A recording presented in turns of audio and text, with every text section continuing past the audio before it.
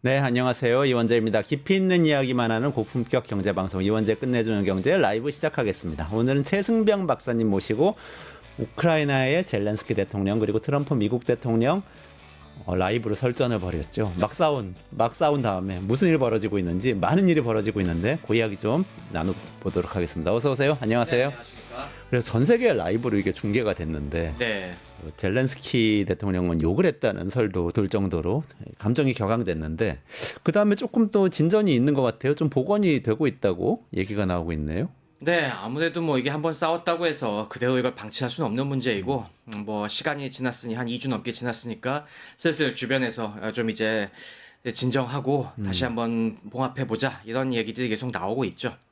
그동안 뭐 있었던 일들이 뭐 굉장히 다이나믹하고 많아갖고 한 번에 다 말씀드리기 참 어려운 네. 수준입니다만은 간단하게 얘기해 보면은 일단 유럽이 엄청나게 경악을 했죠.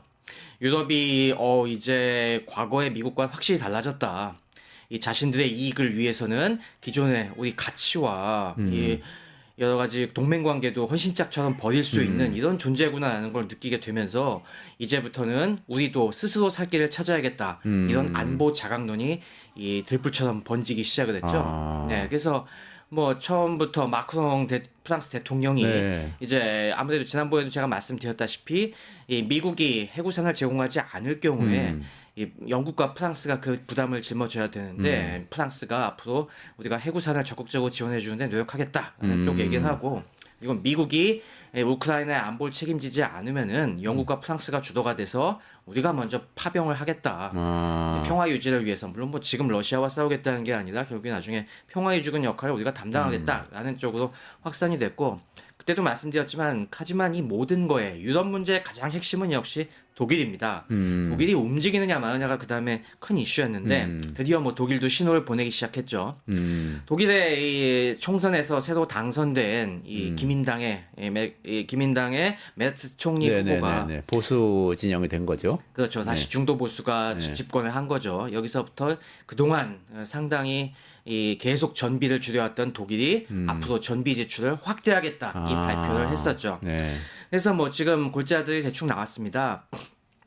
독일이 국방비 증액에 있어서 지금까지는 뭐 이 GDP 1%도 제대로 지출 안 하던 상황이었고, 그리고 그동안 냉전 이후의 군축으로 인해서 육군 병력은 지금 뭐 10만 명도 안 되는 굉장히 쪼그라든 상태인데, 이걸 갖다가 국방비는 대략 한 5천억 유로 정도 규모, 그러니까 우리 돈으로 한 700조 원 되는 규모까지 늘리겠다. 근데 독일에서는 이게 굉장히 문제가 될 수가 있는 것이, 독일은 다른 나라와 달리 이 균형 예산을 갖다가 완전히 국가 이 기본법, 그러니까 헌법에 해당하는 기본법에다 박아놓을 정도로 균형 예산에 집착하는 나라입니다. 그럼 역사적으로 따져 보면은 왜 우리가 경제학에서 하이퍼 인플레이션 얘기하면은 항상 독일 사례가 빠지지 않지 않습니까? 그래서 독일은 인플레이션에 대한 국가적인 트라우마가 너무 크기 때문에 지난 2009년 경제 위기 당시에 아예 기본법에다가 국가 균형 재정 원칙을 갖다 박아놔 버렸죠. 그래서 이 뭐 천재지변이라든가 아니면 뭐 특수한 상황이 아니면은 이 중앙 정부, 지방 정부 모두 균형 재정을 원칙으로 하고, 단지 뭐 지난번 코로나 바이러스나 이번 이 우크라이나 전쟁 같은 특수한 안보 상황에 대해서는 한 뭐 0.35% GDP 0.35% 정도까지 그래도 좀 빚을 질 수 있게 해놓은 정도였는데, 이것만 갖고는 자금 조달이 톡도 없으니까 이번에 그 허들을 갖다가 1.5% 이상으로 올리겠다. 지금 이걸 발표한 상태죠. 그렇군요. 그 독일이 아까 하이퍼 인플레이션 말씀하셨는데 그 바이마이어르 공화국 때의 그 맞습니다. 기억 때문인 거잖아요. 1차 세계대전 이후에. 그렇죠. 그 기억도 그것 때문에 재정 보수주의 유지하는 것도 있고. 근데 또 한편으로는 유럽에서는 독일이 2차 세계대전 일으켰던 전과가 있어서 독일이 군비를 증강하는 건 뭔가 좀 금기시되는 그런 일인 거 아니었어요? 그러니까 좀 이례적인 거죠, 이 모든 상황. 네, 뭐 굉장히 이례적이라고 볼 수 있죠. 하지만 뭐 이게 순탄할 것 같지는 않은 것이 이 지금 기민당이 다수당이긴 하지만 다수당 의석을 얻긴 했지만은 단독 정권을 지금 잡을 상황이 못 되거든요. 네. 지난번에 말씀드렸다시피 지금 뭐 사회당을 비롯해서 녹색당 같은 이런 그나마 극우파를 배제한다면은 다른 좌파 정당 들도 이걸 포섭해야 되는 상황인데, 지금 뭐 3인당은 그럭저럭 뭐 용인해 줄 수 있다는 분위기지만 녹색당 같이 캐스팅 보트를 쥐고 있는 정당들이 이거에 대해서 반대를 하고 있습니다. 그렇기 때문에 이걸 갖다가 순탄하게 할 수 있을지 이게 지금 굉장히 이슈고요. 그리고 또 심지어 병력이 워낙 부족하다 보니까 다시 징병제를 부활하자라는 얘기도 나오고 있죠. 아, 현재 모병제로 운영하고 있는데. 네, 독일이 지난 뭐 2011년에 징병제를 폐지했었는데요. 근데 뭐 이것도 지금 독일 뉴스를 들어보면은 결코 만만한 일이 아닙니다. 독일 입장에서는 지금 참 어처구니가 없는 것이 우리가 독일하면 전통적인 군사 강국 생각하지 않습니까? 네네. 근데 독일이 우리의 이 병무청에 해당하는 이게 징병 관리 그동안 관청들까지 싹 없애버려 갖고 아, 그래요? 다시 징병제를 하려면 이런 거 하나하나 행정 체계까지 아. 재건하면서 해야 되기 때문에 이게 단숨에 이걸 돌릴 수가 없습니다. 아. 그래서 사실 뭐 독일이 이렇게 말은 하지만은 얼마나 이게 순탄하게 될지는 좀 지켜봐야 될 일이고요. 하지만 어쨌건 이런 기대감이 부풀어서 지금 뭐 주식 하시는 분들은 잘 아시겠지만은 지금 유럽 주식, 특히 유럽의 방산주가 굉장히 최근에 많이 오르고 각광을 받고 있죠. 아, 그러니까요. 그것도 참 놀라운 일이더라고요. 네, 어쨌건 좀 굴곡은 있겠지만은 어쨌건 이 영국과 프랑스, 독일이 돈을 쓰기 시작하면은 이 수혜를 뭐 K방산 얘기는 많이 하지만 우리나라한테 주겠습니까? 다 독일 뭐 유럽 내 영내 업체들한테 혜택을 주겠지. 또 지금 얘기 나오는 것이 지금 독일의 자동차 업체들이 위기지 않습니까? 지금 중국과의 여러 가지 경쟁에 있어 밀리고 하다 보니까 지금 이 자동차 회사들을 이 군수 요쪽 공장으로 돌려서 아, 그래요? 그래서 독일 노동자들을 구제하자 이런 얘기들도 나오고 있습니다. 그거 2차 세계대전 전에 그 나치가 그렇죠. 하던 거 아닌가요? 네, 독일이 원래 그런 식으로 대공황을 탈출했죠. 그러니까 이거 하나하나가 다 금기시되는 사실은 그러니까요. 조치들인데 이런 얘기까지 나오고 있을 정도로 지금 유럽의 경제가 안 좋은데 그나마 이 방산 지출은 하나의 돌파구가 될 수도 있겠다. 그런 얘기는 나오고 있습니다. 그러니까 이게 좀 봐야 되는 논이죠. 근데 진짜로 유럽이 진짜 그렇게 할지 모르지만 독일, 프랑스, 네. 영국이 진짜 막 그렇게 미국하고 분리돼서 움직이기 시작하면 미국도 사실은 좀 곤란한 거 아닌가요? 맞습니다. 뻥뻥 지금 뭐 큰 소리 치고는 있지만 맞습니다. 이런 식으로 유럽이 뭔가 불신을 갖고 한다는 거에 대해서 뭐 트럼프가 이거에 대해서 뭐 자신 있게 뭐 요즘 최근에 머스크 같은 경우는 아예 미국이 나토를 탈퇴해야 된다 뭐 이런 사견까지 얘기하고 있지만은 사실 이면의 얘기를 들어보면은 이거에 대해서 미국에서도 특히 보수 진영에서도 굉장히 놀랍다. 이래서는 안 된다라는 얘기를 하는 이 목소리도 많습니다. 당장 이게 쉽게 놓칠 수가 없는 것이 자 만약에 미국이 나토를 탈퇴하고 진짜 유럽과의 이 관계를 절연해 버리면은 오만 가지 문제가 발생합니다. 지금 미국이 이 러시아를 중시해서 유럽을 만약에 버리는 일이 생기면은 유럽이라고 가만히 있겠습니까? 유럽은 그러면은 중국이랑 또 붙을 수도 있겠죠. 중국이랑 손을 잡으면 이상한 전선이 형성되네. 그렇죠. 서로가 이제 좀 서로 한 달이 걸쳐서 손을 잡기 시작하면은 이거 미국의 대중국 전략에 꼬일 수도 있고요. 또 한 가지 문제는 미국 입장에서 지금도 유럽에 꽤 많은 그동안 무기를 팔아왔는데 만약에 이런 식으로 나토에서 빠져나오고 절연하면은 유럽 입장에서도 미국 무기 더 살 이유가 없거든요. 왜냐하면 이게 우리가 공동 항상 연합작전을 전제로 하기 때문에 무기 체계가 호환이 되는 그래서 가급적이면 그래도 미국 시스템에 좀 맞춰가자 이런 식으로 그동안 나토 표준에 맞춰서 그렇게 미국의 무기를 사준 것들도 꽤 많이 있는데 이게 너무 심화되면은 우리 완전 이 분리시켜 버릴 거야. 그러면 미국 무기 안 사라고 하면은 그것도 역시 사실 마가에서 얘기하는 이 또 미 전통 제조업 부활에 별로 안 좋은 신호죠. 그러니까 이런 것들을 보면은 이 트럼프가 말은 세게 하고 뭐 가끔 이렇게 머스크가 오버하고는 있지만은 이걸 그렇다고 해서 계속 이 방향으로 가기는 어려울 겁니다. 그래서 아무래도 젤렌스키를 달래는데 마지못해 못 이기는 척하면서 이제 좀 다시 손을 내미는 측면들도 있죠. 지금 그러니까 젤렌스키가 그렇게 막 설전 벌이고 나서 광물 협정도 안 하고 그냥 가버렸잖아요. 그렇죠. 그 다음에 그게 좀 협정 자체는 좀 수습이 됐나요?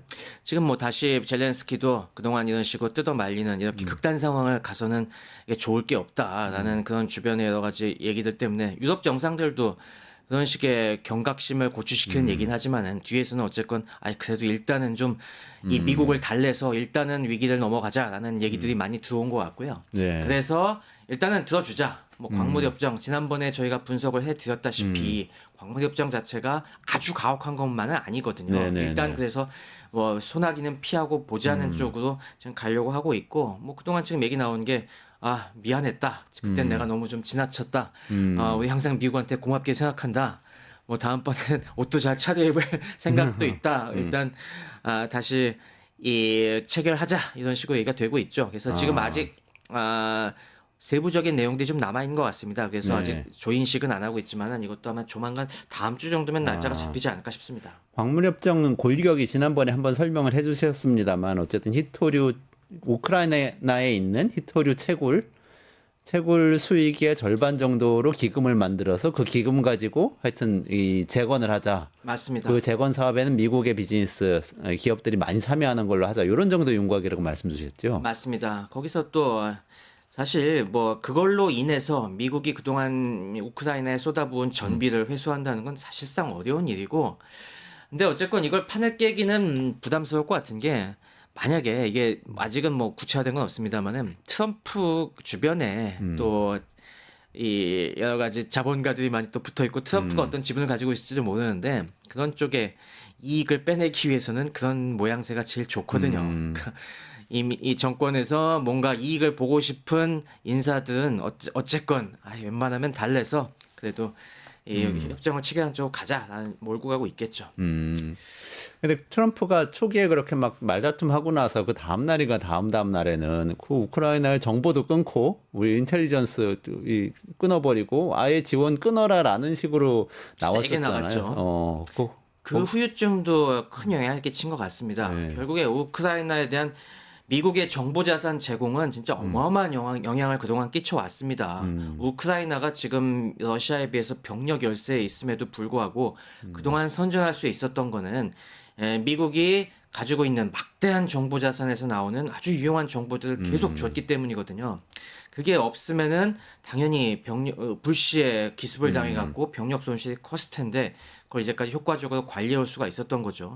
아니나 다를까 이번에 정보자산의 이 정보 제공을 끊어버리니까 이번에 또 일격을 맞았습니다. 그 사이에 지금 전투의 핵심이 돈바스 지역과 또 우크라이나가 역으로 러시아 영토로 쳐들어간 쿠르스크 지역이 핵심 전장이지 않습니까? 북한군이 지금 주로 투입되고 있는 것도 이 쿠르스크 전장이고 그 쿠르스크 돌출부가 지금 그동안 많이 줄어들었습니다. 그게 지금 우크라이나가 모스크바 쪽으로 진격한다고 하면서 그렇죠. 러시아 모스크바. 영토로 들어간 맞습니다. 그 지역이죠. 네. 한때 많이 들어갔는데 지금 이 많이 밀려서 한 20km 정도밖에 깊이가 안 남았습니다. 근데 이 그동안 정보 자산을 끄는 사이에 러시아 특수부대가 소위 얘기하는 땅굴 작전을 통해서 지금 거의 우크라이나군을 몰아내는데 성공을 했습니다. 그래요? 우크라이나 지역은 지난번에도 말씀드렸다시피 이 주변에 가스관이 되게 많이 있습니다. 우크라이나에서 옛날에 생산되던 가스들도 있고 러시아에서 생산되는 가스들이 서방으로 가기 위해서 거기 어마어마한 규모의 가스 배관을 많이 설치해 놨는데 이게 지금 안 통하고 있지 않습니까? 가스가. 그래서 그 공간을 이용을 해서 러시아군 특수부대가 글로 잠입을 해서 우크라이나군 후방을 지금 양익 포위 시도를 했거든요. 완벽하게 포위는 못했습니다만 그래도 그 돌출부가 지금 상당히 목이 쫄린 상태입니다. 그래서 이 지역에 지금 이런 식으로 후방을 끊는 노력을 하고 있고 또 최근에 북한군이 다시 투입이 되고 있는데 이번엔 북한군이 그동안 드론 전술을 굉장히 많이 습득을 해서 효율적으로 공격을 하고 있다고 합니다. 그래서 이미 일부 지역에서는 거의 러시아 원래 국경까지 다 밀고 왔고요. 남은 지역이 굉장히 많이 줄어들었습니다. 그러니까 지금 이 상황이 며칠 더 만약 계속 이어진다고 네네네. 하면은 만약에 러시아가 이걸 다 이 뺏긴 영토를 탈환을 하고 그다음에 그 엿을 몰아서 그렇게 되면은 그 포위망에서 우크라이나군이 큰 손실을 입게 되면은 역으로 치고 들어올 수 있거든요. 네. 그러면 이 주요 대도시 하르키우 쪽이 위험할 수도 있고 네. 그렇게 될 경우 이 그동안 트럼프가 계속 비난해 왔던 아프가니스탄 철군 그 미국의 그 이후 이 벌어졌던 그 참극들이 다시 벌어질 수가 있기 때문에 그 부분은 피해야 된다라는 인식이 음. 또 많이 지금 얘기 나오고 있죠. 우크라이나 쪽이 굉장히 좀 곤란한 상황이라는 것을 며칠 사이에 인지를 더 하게 됐다. 지금 이 말씀이시네요. 네, 지금 트럼프가 바라는 거는 지금 현상 유지에서의 평화를 찾는 것이지 만약에 이게 지나쳐서 우크라이나가 굴복하는 일이 벌어진다고 하면은 진짜 어마어마한 비난에 시달리게 되죠. 그렇죠. 이거는 또 미국 사람들 입장에서 이게 굉장히 트라우마를 다시 건드릴 수도 있는 것이고.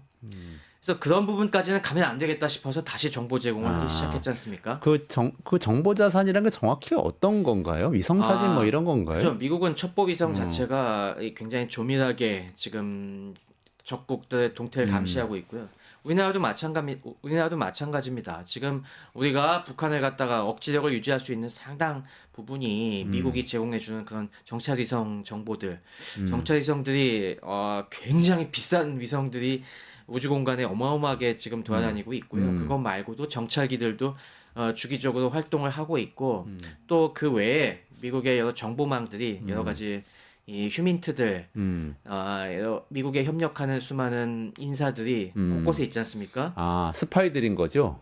네, 말하자면. 스파이나 내부 협력자들이 내부 다 있는 협력자들. 거죠. 그런 네. 쪽에서 들어오는 정보들이 상당하고 미국은 그런 거에 대해서 굉장히 체계적인 분석 시스템이 잡혀져 있기 때문에 네. 그런 정보 보고들 쫙쫙쫙 수합을 해서 뿌려주기만 하면 됩니다. 근데 그런 부분이 끊기면은 이걸 딴 나라가 독자적으로 하기가 되게 어렵죠. 그 정보 자산에 일론 머스크가 하는 스페이스X의 그 저궤도 위성, 스타링크 저궤도 네. 위성들도 포함되는 건가요? 그건 좀 다른 건가요? 그거는 아직 포함을 안 시키고 있죠. 스타링크는 이번에 끊지 않았습니다만 네. 그리고 머스크도 계속 질문 받았을 때 그거는 끊을 생각 없다라고 얘기는 하고 있지만은 그거는 이제 앞으로 굉장히 중요한 자산이 되겠죠. 그런 것들이 우리가 얘기하는 방산의 여러 가지 국가 정보 기능의 민영화라는 부분에 있어서 이 많은 실리콘밸리의 새로운 방산 주역으로 떠오르고 싶은 기업들이 바라는 바이기도 하죠. 지금 그 정찰위성 같은 게 진짜 어마어마하게 비싸거든요. 올리기도 가격도 비싸고 운영비도 비싸기 때문에 그런 걸 좀 그것도 저비용으로 바꿀 수 없을까라는 항상 미국의 구상이 있고 그걸 갖다가 실리콘밸리의 똑똑한 이 벤처 사업가들은 우리가 그걸 저비용으로 대신해 주겠다. 머스크도 나중에는 스타링크를 분명히 그런 목적으로 쓸 겁니다. 근데 아직은 아닙니다. 아니 지금 또 보니까 일론 머스크가 어쨌든 미국의 뭐 섀도우 대통령 같다는 얘기를 미국 언론에서도 많이 하는 것 같은데 네. 지금 일론 머스크는 나토 탈퇴해야 된다고 그러고 여러 가지 자극적인 얘기를 하잖아요. 막 독일의 IFD 지지하는 듯한 발언을 하고 또 JD 벤스도 더 자극적인 발언을 하고 그러는데 그 와중에 어쨌든 또 미국은 그래도 너무 러시아 입장을 편을 들어줘 가지고 이게 우크라이나가 넘어가 버리면은 곤란한 입장이고 그렇죠. 뭐 이게 좀 엇갈리는 거 아니에요? 얘기가? 맞습니다. 거기다가 뭐 최근에는 선 넘는 짓을 많이 했죠. 그 사이에도. 제일 대표적인 게 머스크가 뭐 요즘 워낙 여기저기 들이받습니다만은 얼마 전에는 마크 켈리 상원의원을 받았지 않습니까? 네. 마크 켈리 상원의원은 모르시는 분들도 많이 있을 텐데 이 민주당이고요. 애리조나주 상원의원입니다. 근데 이 양반은 상원의원 하기 전에 미 해군 공군 조종사였고 그다음에 나사로 전직을 해서 우주 비행사로 우리 우주왕복선 타고 4번 스페이스 미션을 갔다 온 그런 분입니다. 그리고 미 해군 조종사로 있을 때는 걸프전에도 참전을 했었고요. 그러다 보니까 미국으로 따지면 아주 미국 사람들이 제일 존경하는 영웅이네요, 영웅. 예, 베테랑이지 않습니까? 네. 근데 이 마크 켈리가 이 우크라이나의 이 최근에 상황이 이러니까 우크라이나에 한번 방문해서 응원을 해줬다는 이유로 이 마크 켈리를 트레이터 반역자라고 지받았습니다. 그러니까 마크 켈리도 황당해서 내가 그 병역이나 기피하고 다니는 저런 머스크 같은 놈한테 이런 소리 들을 사람은 아니다. 뭐 점잖게 어이없다는 식으로 얘기했는데 그거 제가 뭐 소셜 미디어에서도 보니까 공화당 성향 굉장히 뭐 트럼프를 지지하는 베테랑들도 내가 진짜 모욕을 느꼈다는 얘기들이 많이 있더라고요. 어떻게 이런 전쟁 영웅을 갖다가 돈 좀 있다고 이런 식으로 모욕할 수 있느냐. 돈 있으면 다냐 뭐 이런 식으로 얘기하니까 아마 그런 여론도 분명히 얘기가 많이 들어갔을 겁니다. 아무리 지금 뭐 트럼프를 업고서 기세가 등등하다고 해도 사람의 그런 중요한 명예를 거스르기 시작하면은 그거는 또 미국의 굉장히 대의를 중시하는 보수층들에게는 악영향이거든요. 아, 그러면 또 보수 텃밭들도 그동안 이 표 민주당과 간당간당한 지역에서 재선이 위험해질 것이고 그러면은 또 그거는 야, 안 된다 해서 의원들도 많이 뜯어 말렸겠죠. 그러니까 이런저런 상황들을 봤을 때 지금 우리가 좀 너무 좀 심했다. 우크라이나도 이 정도 했으면은 다시 좀 껴 안아주고 어느 정도 좀 좋게 마무리하는 방향으로 가야 된다라는 식의 좀 반전이 그동안 있었던 것 같습니다. 아, 그렇군요. 그러니까 조금 제가 젤렌스키 대통령 입장에서 좀 생각을 해보니까 백악관 가서 뭐 싸우고 이랬던 거는 뭐 돌발 상황이었던 것 같고, 그 다음에 굉장히 당황스러웠을 것도 같은데, 어떻게 보면 그 다음에 프랑스나 영국, 독일 쪽에서는 오히려 굉장히 지지 지원해 줄 것 같고, 그 전보다 더 적극적으로 나오는 것 네. 같고, 미국도 국내 상황이 그렇게 복잡해지면 트럼프 대통령도 뭔가 그래도 뭔가 화해를 해야 되는 그런 입장이 점점 돼가는 것 같고, 이러면은 조금 아주 나쁜 상황은 아닌 것 같네요. 근데 젤렌스키 입장에서는 뭐 저도 초반에는 이거 좀 약간 감정에 휩싸여서 일을 그르친 게 아닌가 싶은 생각도 있긴 했습니다만은 지금 뭐 한 2, 3주 지난 상황에서 보면은 그렇게 나쁜 것만은 아니다. 방금 얘기한 것처럼 적어도 유럽의 각성을 어느 정도는 끌어냈고 그래서 미국이 설마 적극적인 역할을 해주지 않더라도 그래도 어느 정도 유럽의 지원을 기대할 수 있는 부분들도 있고 그다음에 가장 중요한 거는 국내 여론이 아, 항상 이제 젤렌스키가 전쟁이 끝나면은 재선할 수가 있을까라는 부분이 있었는데 뭐 국내 여론도 극적인 수준은 아니지만 그래도 여전히 탄탄하다는 걸 보여줬고 약간 지지율이 올랐나요? 약간 지지율이 올랐습니다. 뭐 그렇다고 재선이 확실할진 모르겠는데 어쨌건 그런 면에서 뭐 나쁘지 않은 평가를 받은 셈이죠. 그렇다 보니 지금 상황에서 젤렌스키도 더 이상 이거 뭘 상황을 악화시키기보다는 이런 피해자 이미지를 충분히 확보했으니 이제는 좀 수그리고 들어가도 큰 욕은 안 먹겠고 아, 이 선에서 뭔가 좀 얘기를 할 것 같습니다. 아. 그리고 이걸 바탕으로 해서 지금 뭐 아예 미국 쪽에서는 30일 휴전을 지금 던지고 있지 않습니까? 네네네. 이런 부분도 우크라이나가 선선히 받아들인 것도 30일간 휴전인가요? 30일간 휴전을 아. 항상 모든 평화 프로세스에서는 일단 정지 휴전부터 해놓고 그 다음에 차근차근 대화로 풀어 나가자라고 했는데 특히 뭐 젤렌스키 입장에서는 아까처럼 지금 쿠르스크 전선이 굉장히 위태로운 상황에서 이 30일 휴전 안 받을 이유가 없죠. 뭔가 지금 안 그래도 한숨 돌리고 싶어 했는데 지금 뭐 트럼프가 나서서 30일 휴전 정식으로 제안을 해주니 뭐 이 정도면은 일단은 미국 하자는 대로 하자 쪽으로 가려고 하는 거죠. 지금 오케이 했나요? 우크라이나에서 30일 휴전에 대해서? 우크라이나는 뭐 기본적으로 동의한다는 원칙을 밝혔고요. 네. 근데 러시아가 또 동의해야 되는 거 아닌가요? 지금은 이제 러시아가 아. 요거 받을까 말까 고민인 상황이죠. 그러니까 지난번에 설명해 주실 때 그 종전안 중에서 예컨대 그 피스키핑, 그 평화유지군 같은 경우 러시아 안 받을 가능성이 높다는 그런 가능성도 말씀을 주셨고 또 네, 안 받을 겁니다. 이 휴전안도 뭔가 지금 이기고 있으면 안 받을 것 같은데요? 그렇진 않아요? 지금 그거에 대한 확답을 안 주고 있죠. 어. 당연히 푸틴은 이 트럼프와의 관계를 최대한 이용하려고 하기 때문에 험한 말은 안 하지만은 그렇다고 냉큼 오케이라고 하진 않죠. 지금 말씀드린 것처럼 조금만 더 밀어붙이면은 지금 벌써 쿠르스크 돌출부의 중요한 마을인 수드자도 지금 탈환을 했기 때문에 여기서 한 뭐 1, 2주만이란 더 밀어붙이면은 웬만큼 밀어낼 수 있다는 지금 확신이 있기 때문에 그때까지는 시간을 지금 일단 벌려고 할 겁니다. 그렇기 때문에 지금 일단 러시아는 역제안을 하고 있죠. 우리도 휴전할 생각은 있다. 하지만 조건을 확실하게 얘기해라. 우리가 원하는 조건은 세 가지다. 우크라이나는 나토 가입을 하지 마라 일단. 계속 얘기해 놨던 것처럼. 그 다음 말해주신 것처럼 평화유지군은 안 된다. 전쟁이 끝나도. 평화유지군은 안 되고 지금 영토는 기존에 이 돈바스 2개 주와 새롭게 이제 지금 점령하고 있는 4개 주를 갖다가 영토 인정해라. 그러니까 지금 전선에서의 이 러시아가 차지한 땅들을 갖다가 러시아 영토로 확실하게 인정을 해라. 이 세 가지 조건을 내세우면서 우리는 생각이 없는 건 아니지만은 이 조건에 대한 답을 확실히 듣고 싶다라고 하면서 시간을 끌고 있죠. 그렇군요. 그러니까 현재로선 시간을 끌고 있다. 네, 그래서 아.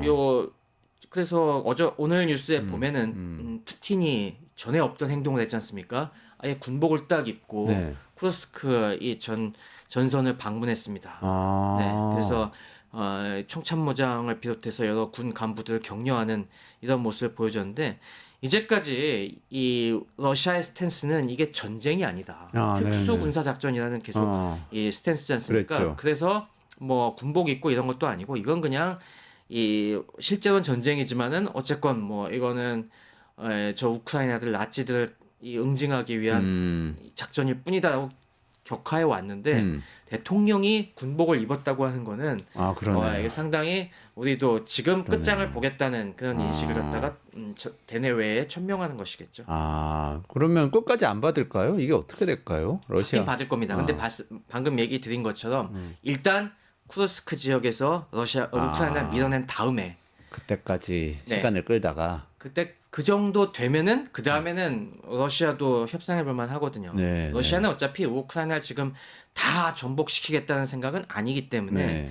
다만 지금 쿠르스크에 뭔가 화근을 남겨놓고 가면은 그게 나중에 우리 바둑에서도 집 계산할 때 여기 빼고 저기 네. 메꾸고 하듯이 그걸 빌미로 해서 다른 쪽에 양보해야 될 수도 있지 않습니까? 근데 여기를 확실하게 차지해 버리면은 뭐 다른 거 양보 안 해도 되죠. 아마 우크라이나는 러시아는 평화 유지군까지 거부하는 걸 관찰하려고 네, 그 네, 네. 지역을 먹으려고 될 겁니다. 아, 그러면 그 마지막으로 트럼프 입장은 어떨까요? 트럼프는 지금 아까 말씀하신 여러 가지 복잡한 국내적인 사정도 있는데 결국에는 사실은 젤렌스키 말대로라면은 우크라이나의 완벽한 안보를 보장해 주기는 좀 버겁다, 부담스럽다. 네. 라는 얘기를 한 거 아닌가요? 그러면서 경제적 이익은 같이 취하면서 그래도 러시아가 우크라이나를 완전히 장악하는 지경은 안 되도록 조절을 하려는 여러 가지 내심이 있는 것 같은데 어떻게 보세요? 결국에 뭐 안보 보장은 절대 안 해줄 겁니다. 그거는 뭐 계속 얘기해 온 것이고 이 트럼프가 갖고 있는 미국이 지나치게 이 세계 경영을 위해서 너무 많은 안전보장 카드를 안 받았기 때문에 지금까지 이렇게 미군의 희생과 막대한 비용 지출이 있어 왔다. 지금 뭐 중동을 비롯해서 아프간 뭐 등등등 여러 곳에서 그래서 좋게 끝난 게 지금 뭐가 있느냐. 해결은 하나도 안 되고 돈만 쓰고 희생만 했지. 그렇기 때문에 그런 인식이 아주 고정관념으로 박혀 있기 때문에 우크라이나에서도 그냥 유럽이 알아서 해. 그럼 안 막을 테니까. 근데 어쨌건 우리가 험한 꼴은 보기는 싫다. 그렇다고 해서 우크라이나가 완전히 넘어가는 것까지는 그거는 또 대의 명분이 안 서니까 우크라이나는 어쨌건 불안정한 평화로 내버려 두고 일단은 그래서 우리가 그래도 경제적으로 어느 정도 발을 걸침으로써 할 만큼은 한다. 실질적인 안보는 유럽이 다 책임자라고 확실히 선을 긋는 방향으로 갈 것 같고요. 장기적으로 봤을 때는 우크라이나는 미국의 관심 밖으로 지금 몰리는 것 같습니다. 아, 그렇. 지금 뭐 트럼프 같은 입장에서는 우크라이나는 옛날에도 어차피 소련 땅이었지 않습니까? 네, 네, 네. 그러니까 사실 우크라이나가 넘어간다고 하더라도 미국에게 장기적으로 봤을 때 큰 피해는 없다고 생각하는 것 같습니다. 결국에 화들짝 놀라고 안보 전선이 확 땡겨지는 거는 그건 유럽 사정이지. 오히려 그렇게 되면은 그 다음엔 그러니까 전선이 우크라이나가 만약에 진짜 러시아의 영내로 들어와서 다시 한번 동유럽과 거의 소련식이 되겠죠. 신러시아와의 이 전선이 형성이 되면은 뭐 유럽이 알아서 국방비 많이 지출해 줄 테고 그러면은 또 미국한테 매달릴 것이고 미국 그 대가로 또 미국에 무기 많이 사줄 것이고 미국 입장에서는 그 긴장 상황이 나쁘지만은 않다. 오히려 저는 이런 생각까지 하는 게 아닌가 하는 의심이 있습니다. 아, 그래요? 그러면 사실 근데 폴란드니 발트 3국이니 이런 데들은 굉장한 위협을 느끼잖아요. 엄청난 트라우마가 있죠. 항상 독일과 러시아 사이에서 큰 아픔을 겪어온 국가들이기 때문에 지금도 뭐 난리죠. 근데 프랑스, 독일이 그거는 뭐 그 문제는 알아서 할 것이다. 이렇게 트럼프는 생각할 수 있다는 거. 더 이상 뭐 프랑스, 독일 입장에서도 그쪽이 하나하나 잠식돼 들어오기 시작하면은 이거는 방치할 수 없는 또 복구할 수 없는 상황이 되다 보니까 결국에 유럽이 알아서 정신 차리고 수습하겠지. 일단 이걸 기대하는 것 같습니다. 아, 그리고 그 여력을 갖다가 일단 뭐 미국민들의 여러 민생을 수습하고 그리고 또 일각에서는 대중국 포위망을 더 견고하게 하는데 그 자원을 쓰겠다라는 쪽이겠죠. 아, 그렇군요. 또 우리 관심사 중에는 이 퍼즐이 막 이렇게 흔들리면서 어쨌든 완성돼 갈 거잖아요. 그 과정에서 북한이 어떻게 될지도 굉장히 궁금해요. 이번에 쿠르스크에서 네. 북한이 러시아하고 싸우고 있는데 그러면 지금 북한하고 미국하고 그러니까 미국 러시아 가까워지고 러시아 북한이 동맹처럼 되면 이게 북한하고 미국하고 가까워지는 건지 그게 아니라 북한이 서유럽하고 대립하는 구도가 지금 되는 건지 여러 가지 변수가 있는 것 같아요. 북한은 어차피 뭐 서유럽과 그 전부터 좋은 관계는 아니었기 때문에 그거는 크게 큰 문제는 아닌 것 같고 근데 뭐 미국 관계나 이런 쪽에 미칠 영향은 조금 더 생각해 봐야 될 것 같습니다. 지금 우리는 많이 신경 쓰이는 부분이 이제 한러 관계 그동안 사실 전쟁 전에는 사이가 굉장히 괜찮았는데 지금 많이 벌어진 게 그다음 또 어떻게 봉합이 돼야 되는 것인가 이 문제도 있겠고 근데 아무래도 가장 큰 문제는 이 앞으로 이로 인해서 북한이 기가 살아갖고 북한이 우리 안보를 직접적으로 얼마나 위협할 것인가 이 부분이 지금 첫 번째 관심이 되겠죠. 지금 아무래도 군사 쪽에서는 그게 제일 큰 이슈입니다. 이번에 북한이 최신 현대전의 이 양상을 확실하게 보고 또 경험을 했기 때문에 북한의 전술적 역량이 어마어마하게 향상될 것이다. 네, 네, 네. 특히 이번에 드론전을 겪어보면서 지금 북한이 드론 쓰는 숙련도가 굉장히 올라갔다고 하거든요. 네. 그럼 이게 만약에 고스란히 이 노하우가 북한으로 넘어오면은 우리가 이걸 막아낼 수가 있는가? 앞으로 드론 군대로 드론으로 다수의 드론으로 무장하고 군집 드론 뭐 수천 대 수만 대를 갖다가 한꺼번에 날리면서 우리를 도발을 해오면은 우리가 대응할 수 있는가? 현실적으로 없거든요. 우리도 이거에 대한 대응 수단이 아직 미비합니다. 그런 면에 지금 공백이 있겠고 그런 면에서 지금 많이 위협이 된다고 하는데 근데 이제 일각에서 그러면은 앞으로 북러 동맹이 더욱더 심화돼 갖고 그러면은 한미와 대립할 것이냐 이런 시나리오를 그린 분들인데 또 그건 아닐 거라고 봅니다. 사실 러시아는 이번에도 보면 아시겠지만은 굉장히 이 영악한 진짜 구미호가 뺨치는 이런 이 집단이라는 걸 확실히 봤지 않습니까?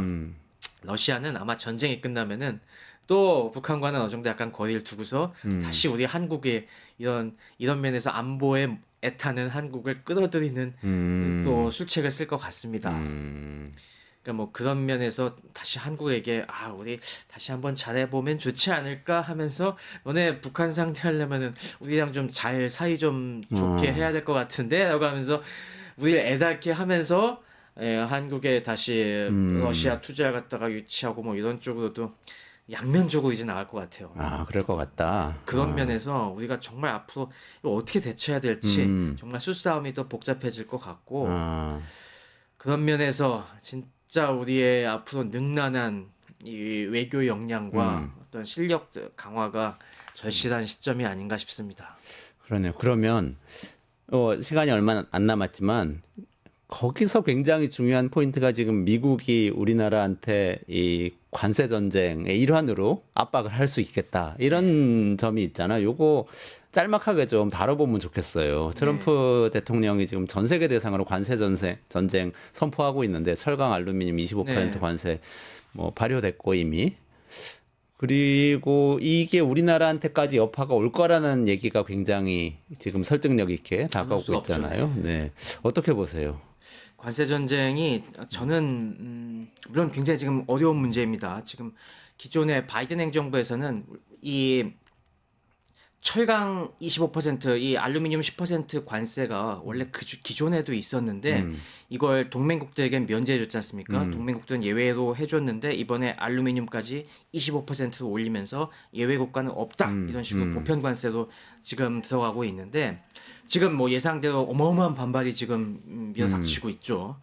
캐나다에서는 막 그 온타리오주에서 전기를 끊어버리겠다. 그리고 보복 관세 때리겠다. 그리고 지금 지금 유럽 같은 경우도 미국이 아플 만한 뭐 할리 데이비슨이나 그런 여러 가지 제품들에 대해서 260억 유로 정도인가요? 그 정도의 네네네. 이제 이 관세 보복 관세 지금 때리겠다고 네. 하는데 지금 트럼프가 근데 저는 이게 장기전으로 생각한 것 같지는 않습니다.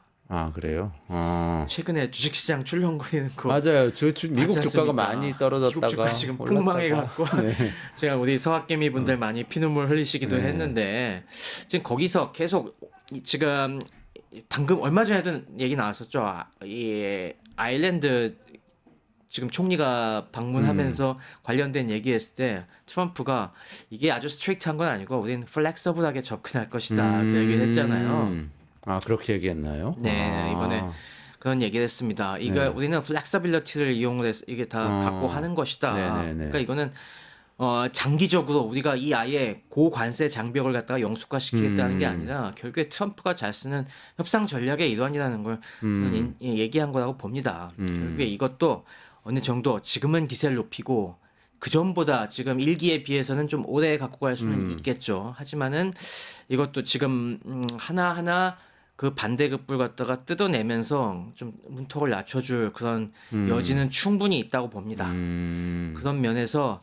지금 그 수를 갖다가 어느 정도 지금 캐나다나 유럽도 읽은 것 같아요. 지금 이런 식으로 미국 주식시장이 그거에 대해 과민 반응하면서 발작하는 상황에서는 이거 우리가 지금부터 꿀리고 들어갈 이유가 없다. 우리가 적당히 반발해 주면은 또 미국 주식시장이 아우성을 칠 테고 그럼 그 은퇴자들의 목소리를 외면할 수 없는 트럼프도 어느 정도 협상을 그렇죠. 유연하게 나올 것이다. 미국 그런- 퇴직연금이 다 주식에 들어가 있죠. 맞습니다. 미국은 부동산이 아니라 주식에 투자하기 때문에 그 굉장히 위협이죠. 그런 것까지 지금 감안해서 서로가 지금 겉으로 세게 내세우고 있는 것이기 때문에 이게 뭐 저는 길게 가지는 않을 거라고 일단 보고 있습니다만은 그래도 그 사이에 우리는 등골이 터지는 건 사실이죠. 우리나라도 생각보다는 그럼 괜찮은 거 아닌가요? 아니 뭐 생각보다는 괜찮다는 말씀이신데. 네, 저는 생각보다는 괜찮을 것 같은데 거기 좀 잘 묻어가서 괜찮을 것 같고 저희도 지금 이렇게 싸우는 사이에 일단 우리는 이 직접적인 타겟은 안 되고 있잖아요. 네네. 다행인지 불행인지 네. 대통령이 지금 궐석 상태이다 보니까 이 사고 칠 일도 없고 막 지금 누구 뺨 때리기도 곤란해서 지금 비껴나 있는데 그 사이에 어떤 뭐 캐나다나 유럽과 어느 정도의 절충점을 찾으면은 우리는 뭐 다음 선거하고 대충 그거에 맞춰서 신용을 해주면은 또 어떻게 그냥 순탄히 넘어갈 수 있지 않을까 하는 희망도 가져봅니다. 네.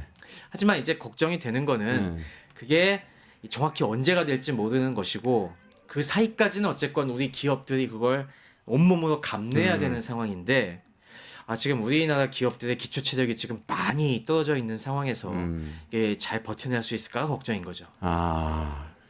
지금 우리 내부가 문제군요. 그러니까 네, 외부보다는. 네, 저는 그쪽이 더 크다고 보고 있고요.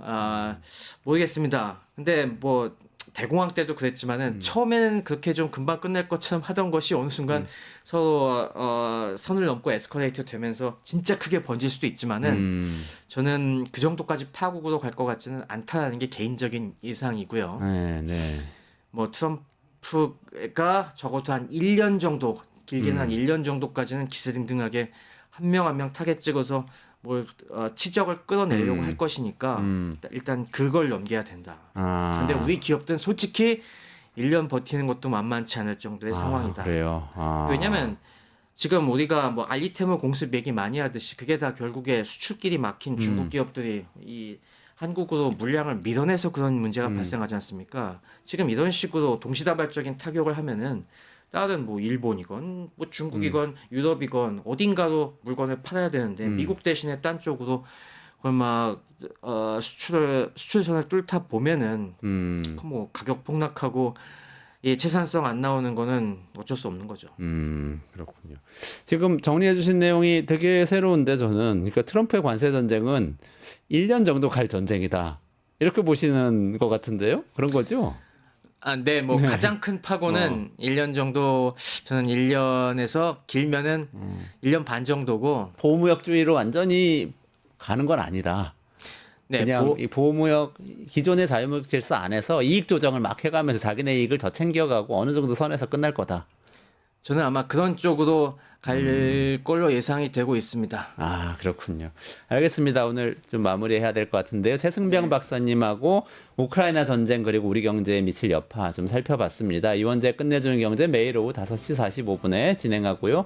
내일도 라이브 5시 45분에 진행하고요. 또 끝장 뉴스가 5시부터 진행되니까요. 라이브 내일 5시부터 시청해 주시기 바랍니다. 오늘 최승병 박사님하고 같이 여기서 인사드리고 물러가도록 하겠습니다. 고맙습니다. 감사합니다.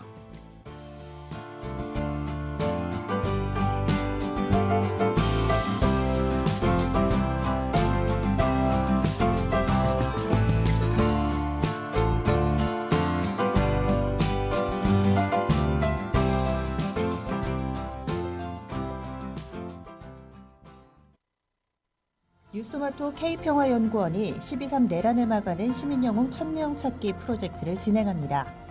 비상계엄 선포 이후 국회, 광화문, 남태령, 한남동 공관, 헌법재판소 등지에서 내란을 막고 탄핵 소추를 이뤄낸 시민영웅 1000명을 찾아내 대한민국 민주주의의 역사로 기록하고 시상의 본보기로 삼음으로써 민주주의를 더 널리 확산하기 위한 프로젝트입니다. 이 과정에 직접 참여했거나 참여자를 추천해 주실 분들은 우측 제보하기 QR코드나 아래 메일로 추천 및 제보해 주세요. 민주시민 여러분의 많은 참여 바랍니다. 뉴스토마토 K평화연구원과 함께 해주실 분들의 추천 제보 및 후원을 기다립니다.